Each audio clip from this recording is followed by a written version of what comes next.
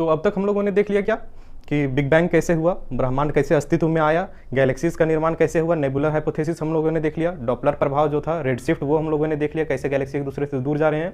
अब आइए हम लोग देखते हैं जो गैलेक्सीज हमारा जो मंदाकिनी है, गैलेक्सी आकाशगंगा है, तो उस आकाशगंगा में हमने बताया कि अरबों तारे हैं। तो अरबों तारों में से कुछ तो हमें दिखाई दे रहे हैं रात के समय में, जब भी अब कभी आसमान साफ रहे, बादल नहीं रहे, तो बाहर निकलिए और देखिए आसमान की तरफ एक बार, तो अपने आप में वो आकर्षित करेंगे आप लोगों को। इसलिए अगर कोई चीज़ अगर सीखना है, सही में सीखना है, या तो कोई याद रखना है, रटना नहीं है, तो एक बार बाहर निकल के उसको प्रैक्टिकली उसको जानने का कोशिश कीजिए, उसको लिंक करके, उसको रिलेट करके पढ़ने का कोशिश कीजिए, तभी आप उसको लंबे समय तक याद रख सकते हैं या समझ सकते हैं, और वो आपको आकर्षित भी करेगा। जैसे जैसे आप उसमें इंटरेस्ट रखिएगा तो वो आपको आकर्षित करेगा कि कौन सा जो अभी तारा दिख रहा है, पता नहीं वो अभी होगा कि नहीं, कब उसका मृत्यु हो गया होगा, मतलब सुपरनोवा, उसका लाइट अभी हम तक पहुंच रहा होगा, वो सब आगे बताएंगे कि तारे का उद्भव कैसे होता है, उनका विनाश कैसे होता है। तो इस तरह से आगे अब हम लोग जो देखेंगे कि जो तारे हमें नजर आते हैं तो उन्हें अलग अलग तारा मंडल में विभाजित किया गया है। जैसे आप लोग सप्तऋषि का नाम सुने होंगे कि 7 तारों का झुंड जहां दिख रहा है वो सप्तऋषि है।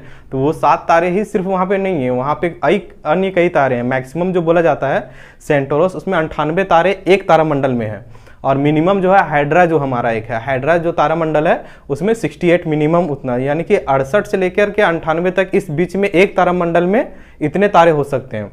तो आइए थोड़ा सा देख लेते हैं इन तारामंडल में कौन कौन से प्रमुख है। तो जो सबसे पहले प्रमुख है वो है सप्तऋषि, और सप्तऋषि को क्या इंग्लिश में उर्सा बोला जाता है सप्तऋषि को।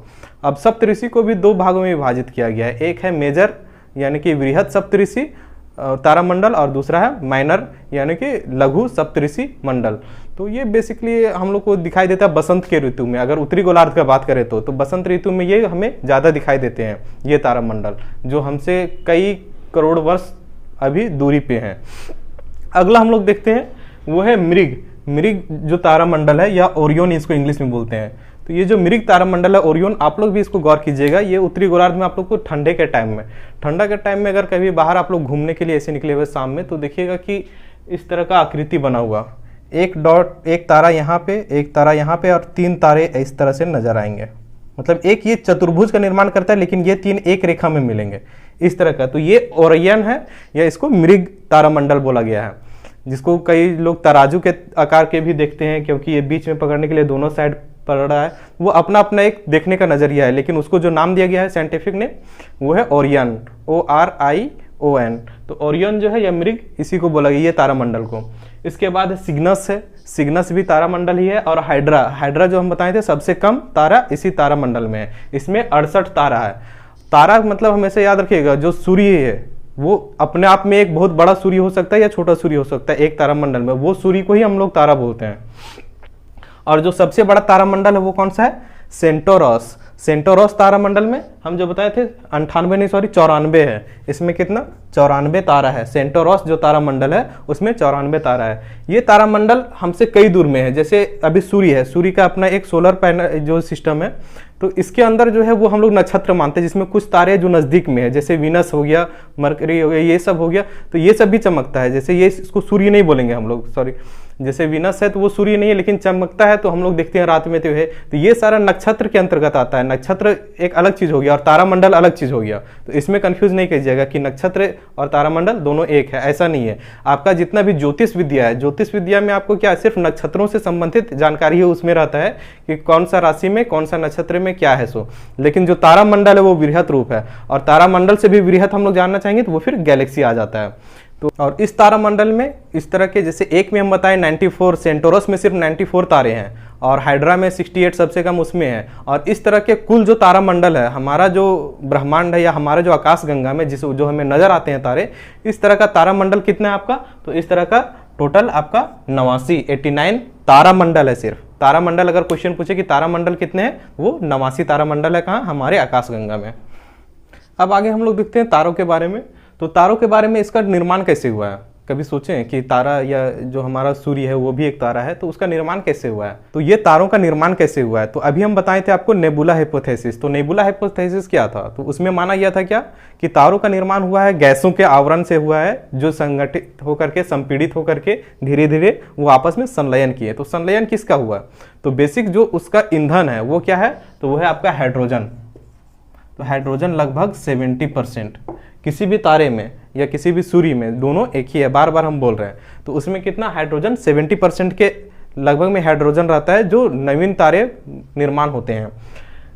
हम लोग अपना सूर्य को भी इसमें लेकर के चल सकते हैं। तो 70% हाइड्रोजन रहता है, उसके बाद कितना लगभग इसमें 28% क्या रहता है, हीलियम रहता है।